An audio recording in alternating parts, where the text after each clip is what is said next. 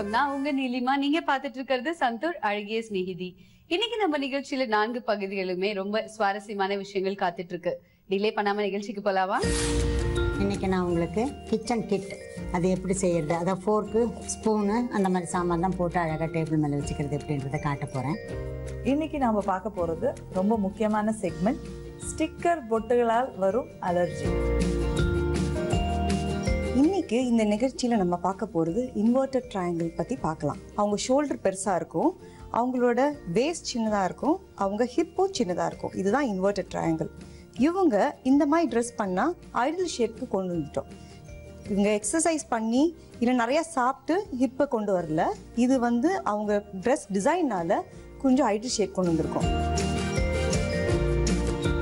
இன்னைக்கு நாம பேச போற டாபிக் ஒவ்வொரு வீட்லயும் நாம எல்லாருமே அனுபவிக்கிற ஒரு சுகமும் வேதனையும் தான். இன்னைக்கு வீட்டுக்கலை பகுதியில நம்ம பார்க்க போறது கிச்சன் கிட். அது எப்படி செய்யறதுன்னு சொல்றாங்க, பாருங்க.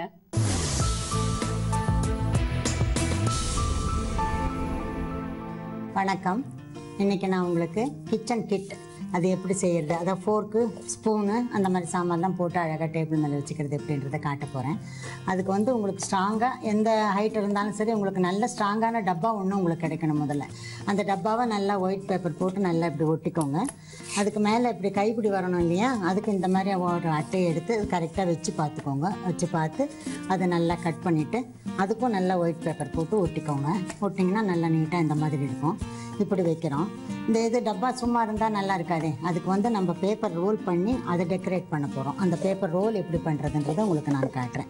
நல்ல மேகசின் பேப்பரில் நல்ல கலராக இருந்தாலும் சரி, ஒயிட்டாக இருந்தாலும் சரி, இந்த மாதிரி நீளம் கட் பண்ணிக்கோங்க. அது முக்கியமாக இந்த டப்பாவோட ஹைட்டுக்கு வர மாதிரி பேப்பர் முதல்ல கட் பண்ணிவிடுங்க. ரோல் பண்ணிவிட்டு கட் பண்ணோம்னாக்கா அது ரோல் பண்ணிவிட்டு ஒட்டிட்டு கட் பண்ண முடியாது, ரோல் பண்ண பிறகும் கட் பண்ண வராது. அதனால் அந்த பேப்பர் அளவு ரொம்ப முக்கியம். அதில் இந்த மாதிரி குச்சி வச்சுக்கோங்க. கொஞ்சம் இப்படி பிடிச்சிக்கோங்க. முதல்ல கொஞ்சம் இப்படி ப்ரெஸ் பண்ணிவிடுங்க.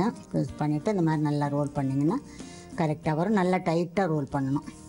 அது மாதிரி நிறைய அந்த டப்பாவுக்கு நிறைய தேவைப்படும். அதனால் நீங்கள் நிறைய பண்ணி வச்சுக்கணும். கலராக இருந்தாலும் பரவாயில்ல, வெள்ளையாக இருந்தாலும் பரவாயில்ல, எப்படி இருந்தாலும் பரவாயில்ல. நல்லா இப்படி பண்ணிவிட்டு கடைசியில் இந்த குச்சியை எடுத்துடுங்க. கிட்ட இப்படி போகும்போது இவ்வளோ இடம் வேணும், அவ்வளோ இடத்துல நீங்கள் கம் தடவணும். ஒயிட் கம் தடவிக்கோங்க. தடவிட்டு நல்லா ரோல் பண்ணிவிடுங்க. கொஞ்சம் கிட்ட பிடிச்சி ரோல் பண்ணிவிட்டு இங்கே அப்படி பிடிச்சிக்கோங்க. அப்படி நல்லா அமுக்கி விட்டுடுங்க. இந்த மாதிரி நிறைய ரோல் வேணும். நான் நிறைய பண்ணி இந்த மாதிரி டப்பாவில் போட்டு வச்சுருக்கேன் பாருங்கள். அது மாதிரி போட்டு வச்சுக்கோங்க. அதுக்கப்புறம் இது கூட கடைசியில் நம்ம ஒட்டிக்கலாம். இதுக்கு முதல்ல இங்கே நம்ம கம் தடவிக்கணும், ஒயிட் கம். கொஞ்சம் நிறையாவே தடவணும். நீங்கள் அந்த பேப்பர் ஒட்டும்போது மேலே கொஞ்சம் ஏறத்தாழ இருந்தாலும் பரவாயில்ல, கீழே மட்டும் நம்ம ஒழுங்காக இருக்கிற மாதிரி பார்த்துக்கணும். ஏன்னா மேலே நம்ம பேப்பரு, நம்ம லேஸ் அதெல்லாம் கொடுத்து நம்ம டெக்கரேட் பண்ணிக்கலாம். இந்த மாதிரி வரிசையாக ஒட்டிக்கிட்டே வாங்க.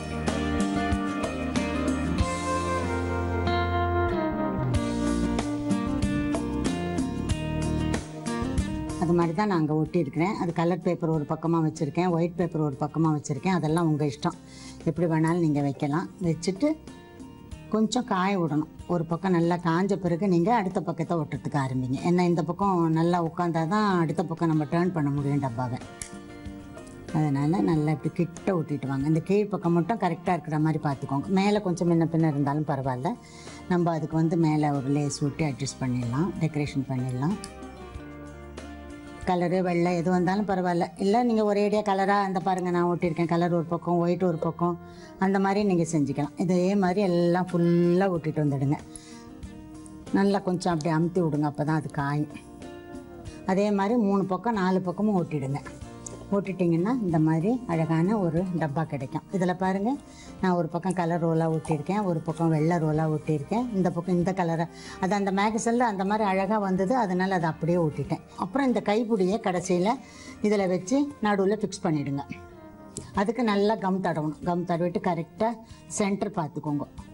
பார்த்து ஃபிக்ஸ் பண்ணிவிட்டு கொஞ்சம் நாள் ஒயிட் கம் ஒட்டும், நல்லா அப்படியே பிடிச்சிக்கிட்டே இருங்க. அதுக்கப்புறம் இதுக்கு மேலே என்ன டெக்கரேஷன் பண்ணணுமோ இது மாதிரி நீங்கள் நல்லா டெக்கரேஷன் பண்ணிக்கலாம். பண்ணி முடிச்சுட்டிங்கன்னா உங்களுக்கு அழகான கிச்சன் கிட் கிடைக்கும்.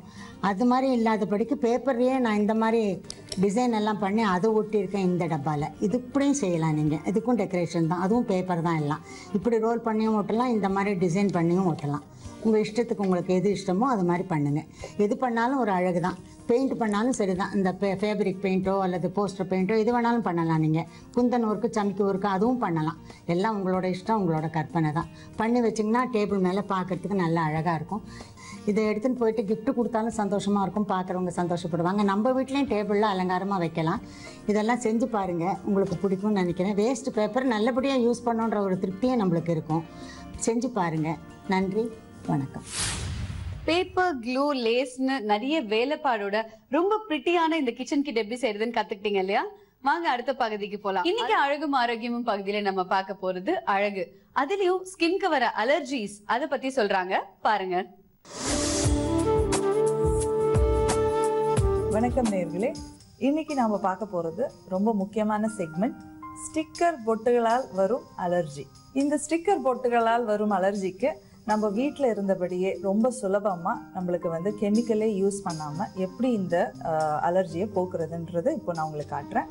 இதுக்கு தேவையான பொருட்கள் கத்தாழை, அதாவது உங்களுக்கு ஆலோவேரான்னு சொல்லுவோம். ஸோ அந்தோட ஜெல் அதுக்குள்ளே இருக்கும் இல்லையா, அந்த ஜெல்லை வந்து நான் நீக்கி ஒரு கப்பில் எடுத்துகிட்டு வந்திருக்கேன். அடுத்தது olive oil. So olive oil கண்டிப்பாக வந்து நம்மளுக்கு வந்து ஸ்கின்னுக்கு வந்து நல்ல மாய்ஸ்சரைசர் கொடுக்கும். நெக்ஸ்ட்டு வந்து ரோஸ் வாட்டர். ஸோ இதுக்கு காரணம் என்னன்னு பார்த்தீங்கன்னா, நம்மளுக்கு வந்து ஒரு ஹீட் பாடியாக இருந்துச்சுன்னா ரொம்ப சீக்கிரம் அந்த அலர்ஜியில் நம்மளுக்கு அதுக்குள்ள ஒரு ஒரு ஒரு பிம்பிள் மாதிரி, அதாவது ஒரு பரு இல்லை ஒரு பாயில்ஸ் மாதிரி உண்டாகும்.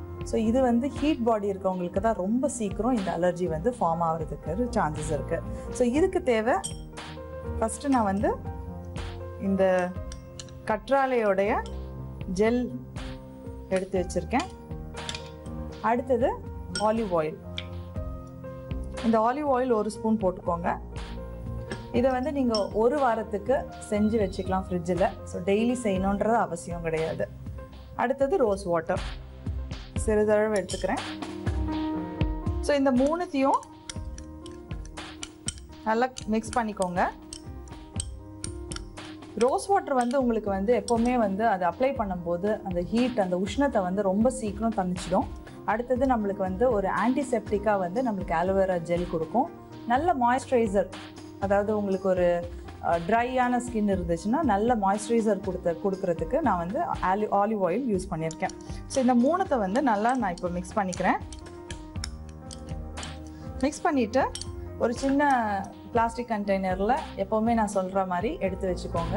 ஒரு சின்ன காட்டன் பால் எடுத்துகிட்டு எங்கே நம்மளுக்கு அந்த அலர்ஜி ஃபார்ம்ஸ் ஆகுதோ அதை வந்து டிப் பண்ணிவிட்டு, அந்த ஃபோரெட் நம்மளுக்கு பொதுவாக வந்து இந்த 2 புருவங்கள் இடையில தான் வரும் அந்த அலர்ஜி ஸ்டிக்கர் போட்டு வைக்கிறதுனால, அதை அப்ளை பண்ணிவிட்டு ஒரு 10 மினிட்ஸ் போகிறோம். 10 மினிட்ஸ்க்கு அப்புறம் நல்ல பிளெயின் வாட்டரில் முகத்தை அலம்பிடுங்க.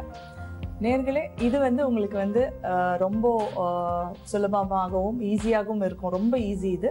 ஸோ இதை வந்து தொடர்ந்து பண்ணிகிட்டே வந்தீங்கன்னா ஸ்டிக்கர் பொட்டுகளால் வரும் அலர்ஜி ரொம்ப சீக்கிரம் உங்களுக்கு போயிடும். என்ன நேர்களே, ஸ்டிக்கர் பொட்டுகளால் ஏற்படும் அலர்ஜியை எப்படி போக்குறதுன்றது ரொம்ப சுலபமாக ஈஸியாக உங்களுக்கு வந்து வீட்டில் இருந்தபடியே நான் எப்படி பண்ணணும்னு சொல்லி கொடுத்துருக்கேன். மீண்டும் அடுத்த நிகழ்ச்சியில் சந்திக்கலாம். வணக்கம்.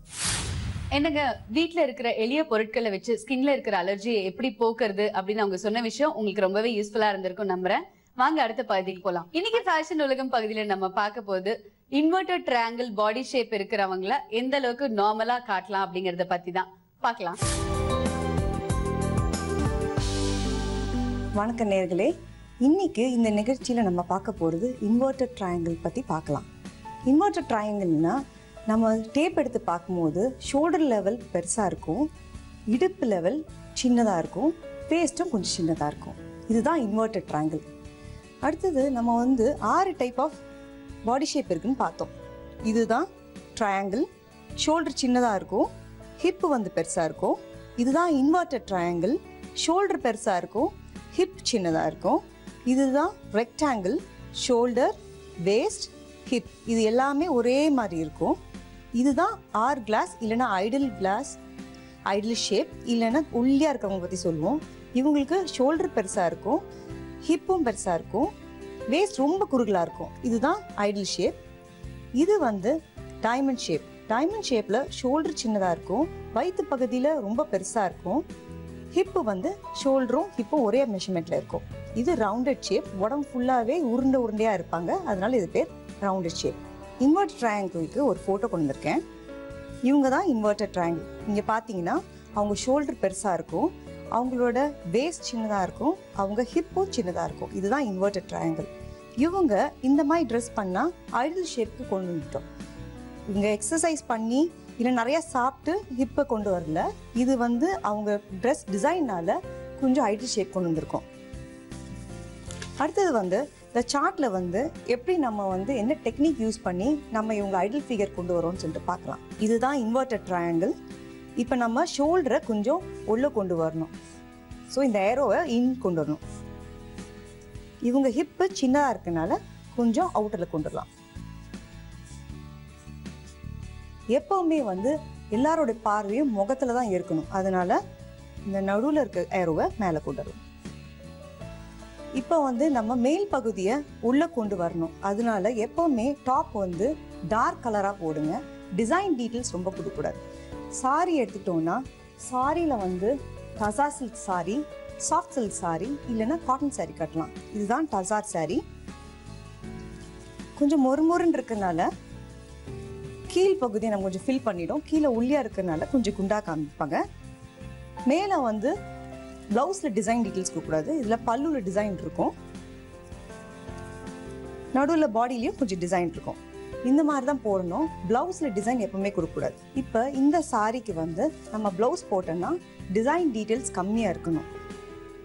நம்ம ஷோல்டர் பெருசாக இருக்கிறதுனால இதில் டிசைன் கொடுத்தோன்னா இன்னும் கொஞ்சம் பெருசாக காமிக்கும். அதனால நம்ம டிசைன் டீட்டெயில்ஸ் கம்மியாக கொடுக்கணும். அடுத்தது ப்ளவுஸில் வந்து நம்ம ஸ்டிச் பண்ணும்போது வைட் நெக் போடலாம். இன்செட் ஸ்லீவ்ஸ்ன்னுவாங்க. இந்த ஸ்லீவை வந்து கொஞ்சம் இப்படி உள்ள வச்சு தைச்சிங்கன்னா இன்செட் ஸ்லீவ்ன்னுவாங்க. இந்த மாதிரி ப்ளவுஸ் போட்டாலும் ஷோல்டரோட வித்தை வந்து ஷார்ட் பண்ணலாம். அடுத்தது வந்து சாரியில் வந்து இந்த மாதிரி சாஃப்ட் சில்க் சாரின்னு இருக்கு. இந்த மாதிரி சாரி போடலாம்.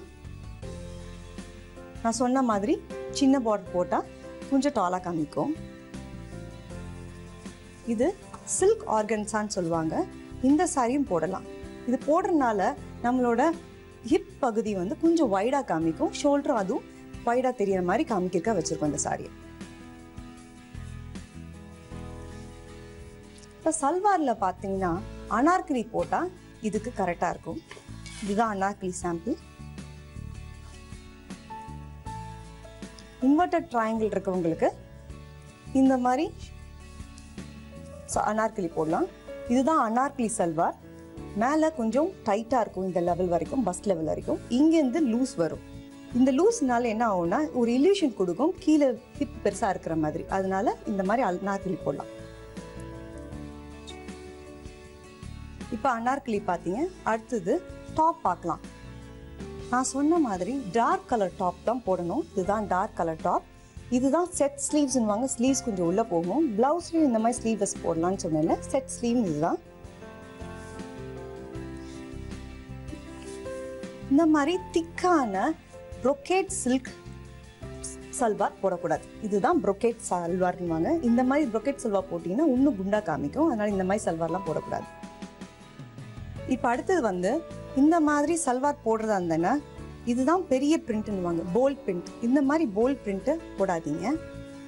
ரொம்ப டிரான்ஸ்பரண்ட்டாக ஷைனிங்கான மெட்டீரியலும் போடாதீங்க. ஷைனிங்னா வந்து ஜார்ஜெட் மெட்டீரியல் சாரி இல்லைன்னா ஜார்ஜெட் மெட்டீரியலில் சல்வார் போடாதீங்க. இன்ஸ்கர்ட் போடுறதா இருந்தால் இந்த மாதிரி சாட்டன் மைன் போடுங்க. இதான் சாட்டன் இன்ஸ்கர்ட்.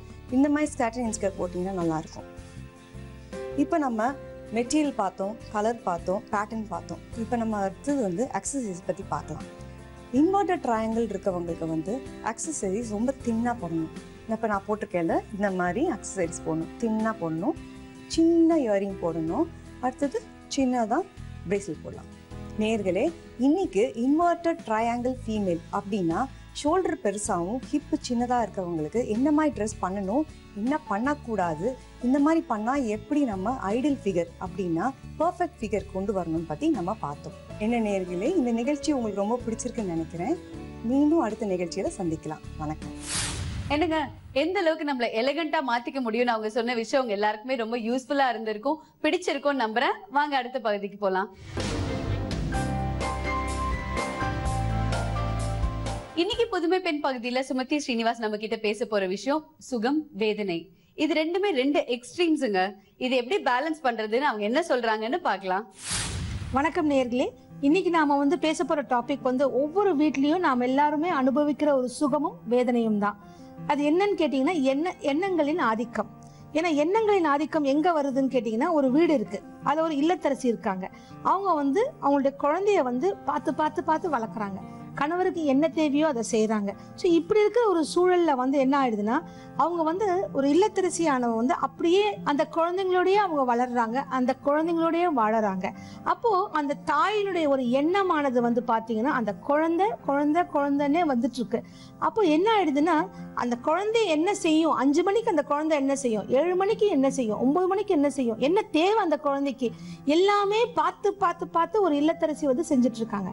அப்ப என்ன ஆகுதுன்னா, வாழ்க்கை சக்கரம்ன்றது ஒண்ணு இருக்கு இல்லைங்களா. அப்ப அந்த குழந்தை வளர வளர வளர அந்த குழந்தை வந்து வெளியில ஃப்ரெண்ட்ஸுக்கு முக்கியத்துவம் கொடுக்குறாங்க, அப்புறம் வெளியில போகணுன்ற இடத்துக்கு முக்கியத்துவம் தராங்க. அப்போ அந்த தாய் ஆனா என்ன ஆயிடுதுன்னா, அந்த குழந்தையோட ஒட்டி வாழும்போது ஒரு 17-18 வயசு வந்ததுமே அந்த குழந்தை வந்து தன்னை விட்டு விலகி போற மாதிரி ஒரு எண்ணம் வருது. ஆனா அந்த தாய்க்கு என்ன பிரச்சனைனா, அந்த குழந்தையை தவிர வேற எதுவும் தெரியாது. ஏன்னா அந்த குழந்தைக்காகவே வாழ்ந்துட்டாங்க. அப்ப என்ன ஆயிடும், அந்த கேப் வருது இல்லைங்களா, அந்த கேப்பை வந்து அந்த தாயினால தாங்கிக் கொள்ள முடியல. இதனாலதான் நிறைய வீட்டுல பாத்தீங்கன்னா, அந்த பையனுக்கு கல்யாணம் ஆனதுக்கு அப்புறமா உடனே வீட்டுல பிரச்சனை வர்றது, மாமியார் மருமகள் பிரச்சனை வர்றதுக்கு காரணமே ஏன்னா, அந்த தாயானவள் வந்து அந்த பையனை தன்னுடைய பையன் அப்படின்னு சொல்லிட்டு ஒரு 20 வருஷமா 25 வருஷமா வாழ்ந்துட்டு இருக்கும்போது சடனா இல்ல ஒருத்தர் நடுவில் வந்திருக்காங்க அப்படின்ற வரும்போது அந்த தாயால தாங்கிக்க முடியறது இல்லை. இது வந்து இன்னும் நம்மளுடைய ஏர்லியர் ஜென்ரேஷன்ல இன்னும் ஜாஸ்தி இருந்து இப்ப அது கொஞ்சம் குறைஞ்சிட்டு வருது. ஏன்னா இப்ப வளர்க்கும் போதே அந்த தாய் என்ன நினைக்கிறாங்கன்னா, இந்த குழந்தை வந்து ஓரளவுக்கு தான் நம்மளோட இருப்பாங்கன்ற ஒரு எண்ணத்தை நம்ம வந்து வளர்த்துட்டு இருக்கோம். ஆனா அந்த ஸ்பேஸ் அப்படின்றது எதுக்காக சொல்லணும்னா, எண்ணங்களின் ஆதிக்கம் எதுக்காக சொல்லணும்னா, நாம என்ன பண்றோம்னா, அந்த ஒரு கல்யாண வயதை அடையும் போது நாம வந்து கொஞ்சம் விலகி போயிடும். அது விலகி போகும்போது மனக்கசப்பு ஏற்படுது. ஏன்னா நமக்கு வேற எதுவுமே செய்ய தெரியாது. இந்த ப்ராப்ளம் என்னன்னு கேட்டீங்கன்னா, நமக்கு வந்து அந்த குழந்தை நம்ம விட்டு போறது கூட பெரிய பிரச்சனை இல்லை. அதாவது போறதுன்றது வந்து பர்மனன்ட் கிடையாது. அந்த குழந்தைக்கும் ஒரு ஸ்பேஸ் தேவைப்படுது. 25 வயதுல வந்து அந்த குழந்தை என்ன நினைக்குதுன்னா, அந்த பையன் என்ன நினைக்கிறான்னா, நான் என்னுடைய மனைவியும் வெளியில போகணும், ஒரு எனக்குன்னு சில ஃப்ரெண்ட்ஸ் இருக்காங்க, அவங்க கிட்ட நான் போகணும். அம்மாவை அதனால விளக்குற மாதிரி ஒரு சந்தர்ப்பமோ எண்ணமோ அந்த பையனுக்கோ பொண்ணுக்கோ கிடையாது. ஆனா என்ன வருதுன்னா, அந்த அம்மாவுக்கு தன்னை வந்து பேலன்ஸ் பண்ணிக்க தெரியல. ஏன்னா அந்த அம்மாவுக்கு வந்து அந்த குழந்தைகளை தவிர வேற எதுவுமே தெரியாது. தெரிஞ்சதெல்லாம் குழந்தைங்க, வீடு, கணவர், கல்யாணம், உறவினர், இதுதான் தெரியுது. அப்போ அந்த ஸ்பேஸ் வந்துடுது. ஒரு 5 வயதுல வந்து உங்களுக்கு குழந்தைக்கு வந்து ஊட்டுறீங்க, அதுக்கப்புறம் 10 வயதுல குழந்தைய சாப்பிட ஆரம்பிச்சிருது. அதுக்கப்புறம் 18 வயசுல எனக்கு என்ன வேணும் எனக்கு தெரியுமா, நீ எனக்கு ஒன்றும் பண்ணாத, நான் வெளியில சாப்பிட்டு வரேங்கிறாங்க. ஸோ இப்படி படிப்படியா அந்த குழந்தைங்களுடைய எண்ணங்களும் மாற்றங்களும் வரும்போது, ஒரு தாயாக நாமும் நம்மளுடைய எண்ணங்களையும் மாத்திட்டு வந்தோம்னா நாம நிம்மதியா இருப்போம். நாம வந்து ஒரு மனக்கசப்பு ஏற்பட்டு ஒரு அழுத்தத்தோட நம்ம வாழ வேண்டிய சூழ்நிலை ஏற்படாது. ஆனால் நாம் என்ன பண்ணிக்கணும்னு கேட்டீங்கன்னா, ஒரு தாயானவள் அந்தந்த ஸ்பேஸை விட்டுட்டு போனோம். அதுதான் வந்து எண்ணங்களின் ஆதிக்கம். நம்ம வந்து ஆதிக்கத்தை செலுத்தக்கூடாது. அதாவது எவ்ரிபடி, ஒவ்வொருத்தரும் தனி மனிதர். அப்படி இருக்கும்போது அந்த தனி மனிதருடைய உரிமைக்குள்ள நாம வந்து போகாம நம்மளுடைய குழந்தைகளை வந்து ஒரு நல்ல குடிமகனாக வளர்த்து, நல்ல செதுக்கி, அவங்கள வந்து நம்ம வீட்டு பையனாட்டுமே வளர்த்து, அழகா எந்த விதமான ஒரு கெட்ட பழக்கங்களுக்கும் உண்டாக்காம அழகான ஒரு நாளைக்கு ஒரு சொசைட்டிக்கு ஒரு நல்ல மகனாக நம்ம வந்து கொடுத்தோமேனாலே நாம வந்து நல்ல விஷயங்களை நம்ம வந்து செஞ்சுட்டு இருக்கோம்னு அர்த்தம். அப்போ என்ன ஆகும்னா, நாமும் அந்த குழந்தைய விட்டு கொஞ்சம் விலகி போயின்னா நமக்கு என்ன தேவையோ அதை நாம வந்து செய்ய ஆரம்பிச்சிடும். இப்போ கோவிலுக்கு போறது நமக்கு பிடிக்கும்னா ஒரு அரை மணி நேரம் போயிட்டு இருந்து ஒரு 1 மணி நேரம் போக ஆரம்பிக்கலாம். நமக்கு பாட்டு கேட்கறது பிடிக்கும்னா அது ஒரு அரை மணி நேரத்துக்கு கேட்டுட்டு இருந்தோம்னா அது ஒரு 1 மணி நேரத்துக்கு கேட்கலாம். என்ன நம்மளுடைய ஆசைகள் ஒன்று இருக்கு இல்லையா, ஒரு தாய்க்குன்னு சில ஆசைகள் இருக்கு, அதை வந்து அடக்கி வச்சுட்டு இருப்பாங்க. அந்த குழந்தைகள் வளர்றதுனால அதை விட்டு கொடுத்துட்டு இருப்பாங்க. அதெல்லாம் நாம வந்து ஒரு 35, 36, ஒரு 40 வயசுல நம்மளுடைய எல்லாத்தையுமே நாம வந்து ரீகெயின் பண்ணிட்டு வந்தோம்னா, அந்த குழந்தை நம்ம விட்டு கையை விட்டு போகும்போதும் சரி, நமக்கு எந்த விதமான ஒரு மன அழுத்தம் வராம நாமளும் சந்தோஷமா, ஓகே நீ உலகத்தை பார்க்க போற, நான் பின்னாடி இருக்கேன், நான் சப்போர்ட் பண்றேன் உனக்கு, ஆனா நானும் நிம்மதியா இருக்கேன் அப்படின்ற ஒரு மனப்பக்குவத்தோடு இருந்தோம்னா நிறைய பிரச்சனைகள், அதாவது தாய், மகன், மருமகள், கூட்டு குடும்பத்தில் இருக்கிற பிரச்சனைகள் எல்லாமே நிறைய விலகிடும். எனக்கு சுகம், வேதனை இது ரெண்டுத்தையுமே எந்த அளவுக்கு பேலன்ஸ்டா வச்சுக்கணும் அப்படின்னு சுமதி ஸ்ரீனிவாஸ் சொன்ன விஷயம் உங்க எல்லாருக்குமே ரொம்ப யூஸ்ஃபுல்லா இருந்திருக்கும் நம்புறேன். நீங்களும் இந்த நிகழ்ச்சியில பங்கு பெறணும்னா ஸ்கிரீன்ல வர நம்பரை கான்டாக்ட் பண்ணுங்க. மீண்டும் இதே சந்தூர் அழகிய சிநேகிதி நிகழ்ச்சியில நான் உங்களை சந்திக்கிறேன். Until then, it's Nilima signing off.